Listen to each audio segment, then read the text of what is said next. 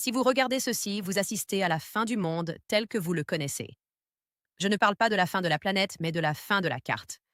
Je parle de la fin des certitudes qui ont assuré votre sécurité, maintenu des prix bas et préservé la paix dans l'hémisphère nord pendant 80 ans. Donald Trump vient de faire le pari le plus risqué de sa vie. Il a tenté de briser le Canada. Il a tenté de mettre à genoux un pays du G7. Il a tenté de transformer un voisin souverain en État vassal. Et aujourd'hui, Mark Carney lui a donné une réponse qui résonnera dans la histoire pendant un siècle. Carney n'a pas capitulé. Il n'a pas négocié. Il n'a proposé aucun accord. Il a proclamé l'indépendance. Une véritable indépendance structurelle, brutale. Depuis ce matin, la relation privilégiée entre les États-Unis et le Canada est officiellement morte. Elle n'a pas été tuée par une guerre, mais par un document. Un document que Donald Trump n'aurait jamais cru que le Canada oserait rédiger. Dans l'heure qui suit, je vous en apporterai la preuve. Je vais vous montrer les passages précis de la nouvelle stratégie industrielle de défense du Canada qui, de fait, qualifie les États-Unis de menace pour la sécurité. Je vais vous montrer pourquoi la plus longue frontière non défendue au monde est sur le point de devenir une zone militarisée. Et je vais vous expliquer pourquoi il ne s'agit pas d'une simple querelle politique. C'est le moment où l'Empire américain a officiellement commencé à s'effondrer de l'intérieur. Vous devez comprendre l'ampleur de ce qui vient de se produire. Pendant toute votre vie, le Canada a été le grenier de l'Amérique. Calme, fiable, amical. Mais aujourd'hui, le grenier a fermé la porte à clé. Et l'homme d'en bas, Donald Trump, réalise qu'il n'a plus la clé. Alors, qu'est-ce qui a exactement déclenché cet effondrement? Que s'est-il passé ces dernières 24 heures pour changer le cours de l'histoire? Tout a commencé par un discours, mais pas un discours ordinaire. Hier, Mark Carney s'est tenu à Montréal et a dévoilé ce qu'on appelle la DIS, la stratégie industrielle de défense. À première vue, cela semble ennuyeux. Cela ressemble à de la bureaucratie. Mais si vous lisez les petits caractères, et nous les avons lus, c'est une déclaration de guerre froide. Le document stipule explicitement que le Canada ne peut plus compter sur les États-Unis pour sa survie. Il alloue 6,6 milliards de dollars à la mise en place d'une chaîne de destruction souveraine. Cela signifie que les armes fabriquées au Canada appartiennent à des entreprises privées. Le Canada n'a pas besoin de logiciels américains pour fonctionner. Pourquoi est-ce important? Parce que pendant des décennies, le Canada a acheté du matériel américain. Il faisait confiance aux codes américains. Ils étaient intégrés. En rompant ce lien, Carney affirme une chose terriblement simple. Nous ne vous faisons plus confiance. C'est une réponse directe à la rhétorique de Donald Trump. Pendant des mois, Trump a plaisanté sur le 51e État. Il a plaisanté sur la libération du Canada de son gouvernement libéral. Il a menacé d'annexer l'Alberta. Il pensait faire de l'humour. Il pensait faire preuve de fermeté. Mais le Canada n'a pas ri. Le Canada a pris ses distances. Le message de Carney est clair. Les États-Unis ne sont plus un protecteur. Ils sont un prédateur. Et on ne commerce pas avec un prédateur. On construit une barrière. Et les répercussions se font déjà sentir à Washington. On peut constater la confusion dans la salle de presse de la Maison-Blanche. Ils ne savent pas comment gérer la situation. Ils sont habitués à ce que des pays implorent la protection américaine. Ils n'ont jamais vu un pays la refuser aussi ouvertement. Trump vient d'exclure le Canada du cercle restreint, pensant qu'il mourrait de froid. Au lieu de cela, ils ont commencé à construire leur propre feu se propage et maintenant, la fumée s'infiltre directement dans le bureau ovale. Examinons les preuves. Prouvons-vous que tout cela est réel et non pas une simple exagération. Preuve numéro 1. Le langage de l'ennemi cinétique. Dans les notes de briefing divulguées concernant cette nouvelle stratégie, une phrase devrait vous glacer le sang. Le document évoque la nécessité de se préparer aux menaces des adversaires traditionnels. Et voici le point crucial. Anciens partenaires instables. Anciens partenaires instables. C'est du code diplomatique pour désigner les États-Unis d'Amérique. Carney ordonne à ses militaires de se préparer à un scénario où la menace ne vient ni de Russie, ni de Chine, mais du Sud. Un tel changement ne s'est pas produit depuis 1812. Preuve numéro 2. Les chiffres du boycott. Pendant que les politiciens se disputent, le peuple est déjà passé à l'action. Regardez les données de l'application MapleScan. Cette application aide les Canadiens à éviter les produits américains dans les supermarchés. Les téléchargements ont augmenté de 4 à 100% en une semaine. On signale que des bouteilles de bourbon du Kentucky restent intactes sur les étagères des magasins en Ontario. On constate également une vague d'annulation de séjours en Floride. Il ne s'agit pas d'une sanction gouvernementale, mais d'une rupture culturelle. Le consommateur canadien crie haut et fort. Nous ne voulons pas de vos produits s'ils s'accompagnent de vos insultes. Trump croit pouvoir nuire au Canada par le biais des tarifs douaniers. Les Canadiens s'infligent eux-mêmes des sanctions, par pure provocation. Troisième preuve, les saisies à la frontière. Trump ne cesse de répéter que la frontière canadienne est un repère de trafiquants de drogue et de criminels. Il utilise ce mensonge pour justifier ses menaces. Mais regardez les données de l'ASFC publiées aujourd'hui. Les saisies de drogue à la frontière sont en hausse. Les saisies d'armes à feu en provenance des États-Unis et à destination du Canada atteignent des niveaux records. Ces données prouvent que le Canada n'est pas le problème. Le Canada est victime du chaos américain. Et Carney utilise ces chiffres pour humilier Trump sur la scène internationale. Il dit « Ce n'est pas nous qui vous envoyons le crime, c'est vous qui exportez votre violence ». Voilà pourquoi Trump perd le contrôle. Il s'appuie sur un discours où l'Amérique est la victime. Il s'appuie sur l'idée que les étrangers vous exploitent. Mais Carney vient de renverser la situation. Il dépeint l'Amérique comme le voisin instable et dangereux dont tout le monde doit se cacher. Et le monde l'écoute. Le Japon observe. L'Australie observe. Trump croit projeter une image de force, mais en réalité, il projette l'instabilité. Et l'argent déteste l'instabilité.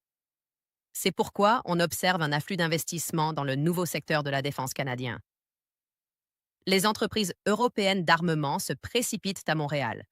Elles veulent en faire partie. Elles veulent aider le Canada à construire cette forteresse au nord, car une forteresse contre Trump représente un modèle économique très lucratif en ce moment. Maintenant, je voudrais que vous vous concentriez un instant sur Mark Carney, car le contraste entre lui et Trump est le moteur de tout ce conflit. Trump est la chaleur. Carney est la glace. Trump se tient à un rassemblement et hurle sa grandeur. Carney se tient à un podium, ajuste ses lunettes et démantèle calmement l'économie américaine avec un tableur. Cette stratégie, ce discours, n'est pas une réaction. C'est une restructuration. Carney regarde les 10 à 20 prochaines années. Il voit des États-Unis qui se déchirent. Il entrevoit un pays qui pourrait ne plus être une démocratie d'ici 10 ans. Et il décide dès maintenant de rompre les liens. C'est comme être attaché à un le navire coule. Longtemps, il était grand et sûr, mais maintenant, il prend là-haut. Le capitaine hurle contre l'océan. L'équipage se déchire. Carney vient de sortir un couteau et de couper les amarres. Il parie que le Canada peut se débrouiller seul. Il parie que l'ordre mondial n'a plus besoin de l'Amérique pour le diriger. Et c'est de cette rupture dont je parle. Si le Canada, ce Canada gentil, poli, ennuyeux, décide que le siècle américain est terminé, alors il est terminé parce que nous étions les derniers à y croire. Nous étions les vrais croyants. Nous étions les meilleurs amis et Trump vient de nous repousser. Parlons du pire. Et si la situation s'aggrave? On entend déjà des rumeurs sur ce que Trump pourrait faire ensuite. Scénario A, il ferme complètement la frontière. Il bloque le trafic routier. Il interrompt le commerce. S'il fait cela, l'industrie automobile américaine s'effondre en 3 jours. Les pièces détachées de l'Ontario n'arrivent plus au Michigan. Ford, GM, Tesla, tout s'arrête. Il commettrait un suicide économique pour prouver quelque chose. Mais avec Trump, on ne peut jamais exclure cette possibilité. Scénario B, il militarise la frontière. Il envoie des troupes au nord. Il déploie des chars au nord. Dakota face à Winnipeg. C'est le scénario cauchemardesque. C'est le scénario ukrainien. Si les chars américains atteignent le 49e parallèle, le Canada n'aura d'autre choix que de faire appel à d'autres alliés. Imaginez un peu. Imaginez des navires de guerre britanniques ou français patrouillant la côte atlantique du Canada pour le protéger des États-Unis. Cela paraît insensé. Mais regardez le document que Carney vient de signer. Il se prépare précisément à cette folie. Scénario C, la révolte interne. C'est sur celui-ci que Carney mise. Il espère qu'en tenant bon et en refusant de se laisser intimider, il incitera le patronat américain à se retourner contre Trump. Il veut que les PDG de New York et les gouverneurs des États du Nord, face à ce chaos, disent « ça suffit ». Il tente de briser la coalition de Trump en rendant le prix de son ego insupportable. Si vous voulez une guerre commerciale, dit Carney, nous ferons en sorte que vous la perdiez. Et cela nous amène au cœur émotionnel de cette histoire. Pourquoi est-ce si douloureux? Pourquoi a-t-on l'impression d'une rupture? Parce que c'en est une. Depuis des générations, les Canadiens et les Américains sont plus que des alliés. Nous sommes une famille. Nous nous marions entre nous. Nous travaillons dans les entreprises les unes des autres. Nos villes. Nous partageons une culture, une langue, une histoire. Trump nous demande d'oublier tout cela. Il nous demande de nous considérer comme des ennemis.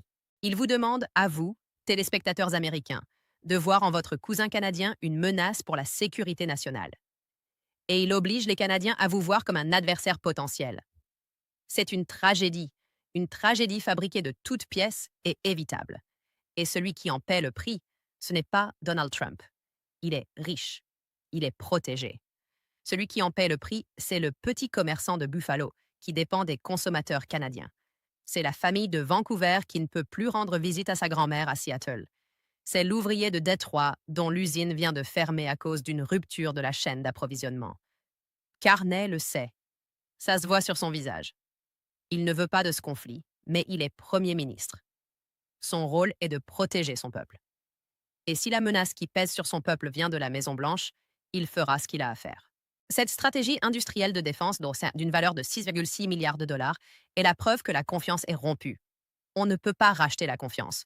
Une fois brisée, elle est brisée. Même si Trump.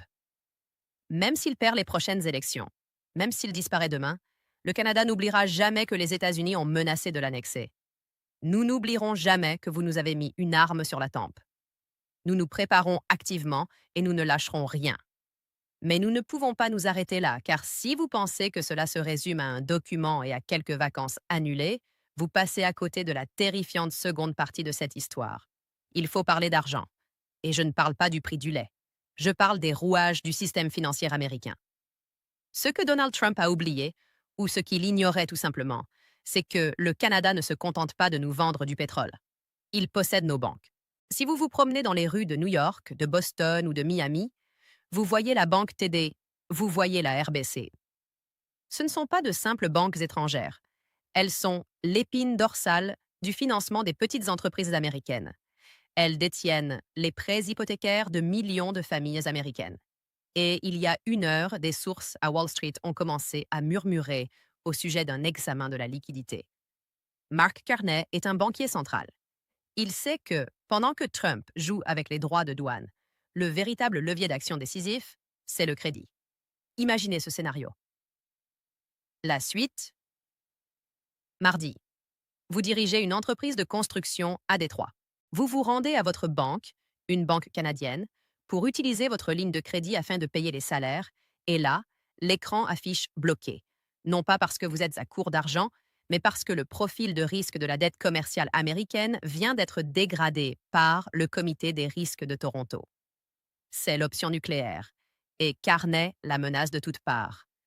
Selon certaines informations, les banques canadiennes durcissent déjà discrètement leurs critères d'octroi de prêt pour les projets américains politiquement exposés à la guerre commerciale de Trump.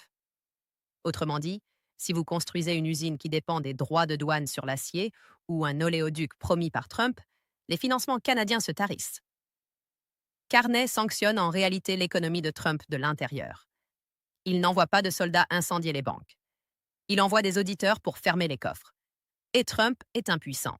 Il ne peut pas nationaliser les banques étrangères sans déclencher une dépression mondiale. Il ne peut pas les contraindre à prêter.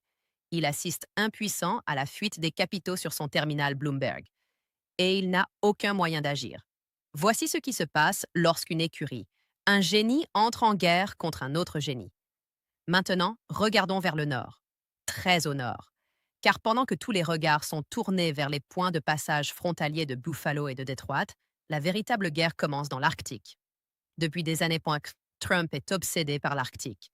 Il a tenté d'acheter le Groenland. Il a parlé de dominer les régions polaires. Il voit la fonte des glaces comme une opportunité commerciale, mais le Canada la considère comme son arrière-cour. Et dans ce même document sur la stratégie industrielle de défense que nous avons révélé plus tôt, une section est consacrée à la zone de souveraineté nordique. Elle autorise le déploiement immédiat des nouveaux patrouilleurs armés canadiens dans le passage du Nord-Ouest. Elle autorise le recours à la force pour intercepter les navires non autorisés. Pourquoi est-ce important? Parce que la marine américaine a toujours affirmé que le passage du Nord-Ouest était une zone d'eau internationale. Elle y envoie des sous-marins quand bon lui semble. Carney vient de tracer une ligne dans la glace. Il dit Stop. Si un patrouilleur des gardes-côtes américains tente d'escorter un pétrolier dans les eaux canadiennes demain sans autorisation, il sera accueilli par la marine canadienne. Cela semble relever de la science-fiction, mais nous ne faisons qu'un.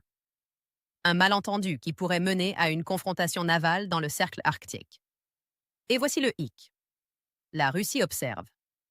Vladimir Poutine ne rêve que d'une chose, voir les États-Unis et le Canada s'affronter pour le contrôle de l'Arctique.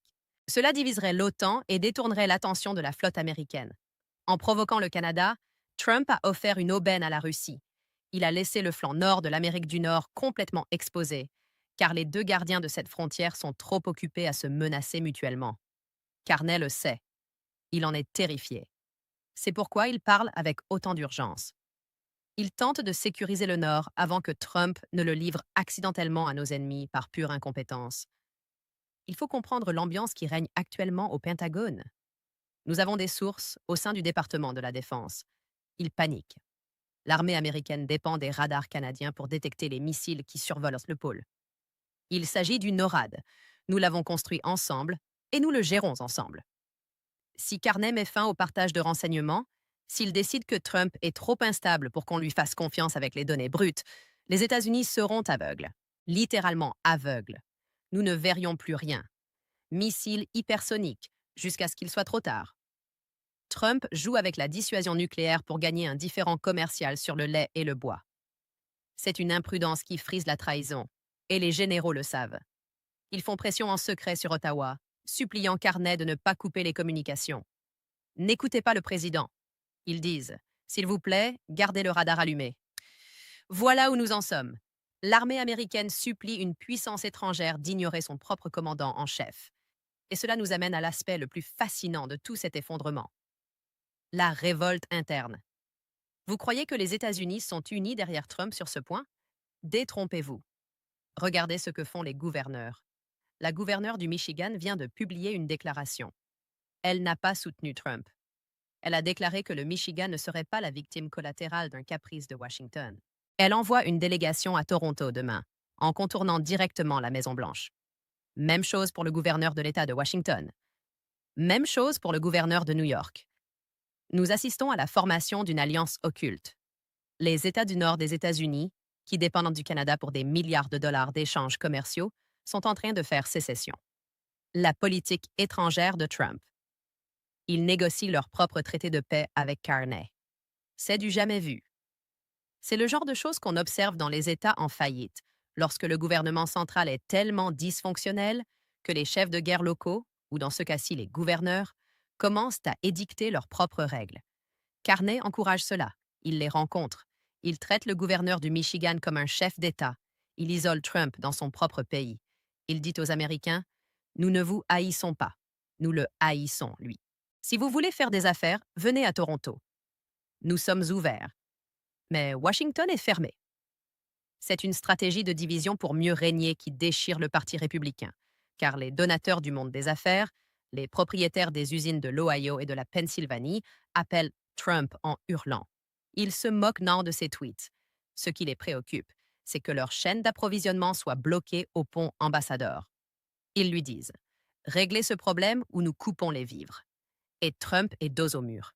Il ne peut pas régler le problème sans paraître faible. Et il ne peut pas lutter contre cela sans ruiner l'économie. Il est prisonnier de ses propres erreurs. Et Mark Carney en détient la clé. Il attend des excuses qu'il sait ne jamais recevoir. Alors, quel est le but ultime? Comment cela va-t-il se terminer? 3 nouveaux scénarios ont émergé ces dernières heures. Premier scénario, le coup d'État boursier. La bourse s'effondre si brutalement lundi que Trump est contraint de céder. Le Dow Jones chute de 2000 points.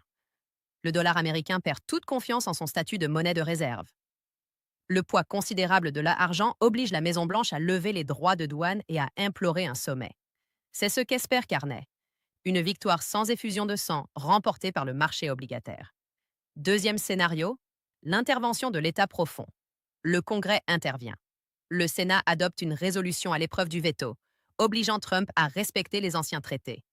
Il est déchu de son autorité commerciale. Ce serait une crise constitutionnelle.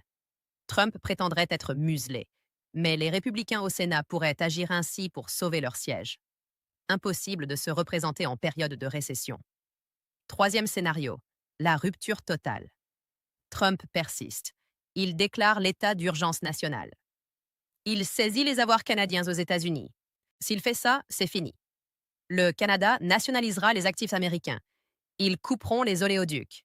Ils vont inviter des casques bleus chinois pour protéger leurs infrastructures. C'est inconcevable. Regardez ce document. Une chaîne de destruction souveraine. Un ancien partenaire instable. Carney se prépare à l'impossible. Nous assistons en direct à la fin du siècle américain. Et le plus triste, c'est le silence. Pas d'explosion. Pas de sirène d'alerte. Juste le bruit des contrats déchirés, des amis qui raccrochent, d'une carte qui se redessine. Pensez aux jeunes concernés, à cet ingénieur canadien qui venait de recevoir une offre d'emploi dans la Silicon Valley et qui l'a déchiré ce matin, car il a peur de partir aux États-Unis. À cette étudiante américaine à Montréal qui fait ses valises, car son visa risque d'être révoqué en représailles. Nous traumatisons toute une génération. Nous leur apprenons que les frontières comptent plus que les personnes. Trump a promis de rendre sa grandeur à l'Amérique. Mais demandez-vous, l'Amérique est-elle plus grande aujourd'hui seule, isolée et crainte par ses alliés? Où l'était-elle lorsqu'elle était unie au Nord? Carney a clairement exprimé sa position. Il construit un canot de sauvetage. Il bâtit un Canada capable de survivre à la tempête du déclin américain. Il invite le monde à le rejoindre. Et le monde accepte l'invitation. La question est, serez-vous dans le canot de sauvetage ou serez-vous sur le navire lorsqu'il coulera? Cette situation évolue de minute en minute. Nous avons des équipes qui surveillent l'Arctique. Nous avons des équipes qui surveillent les rives. Si vous voulez connaître la vérité sur l'effondrement de l'alliance canado-américaine, vous devez rester ici, car les grands médias parlent encore des élections. Ils dorment sur leur passage. Ne dormez pas. Réveillez-vous. La frontière se ferme.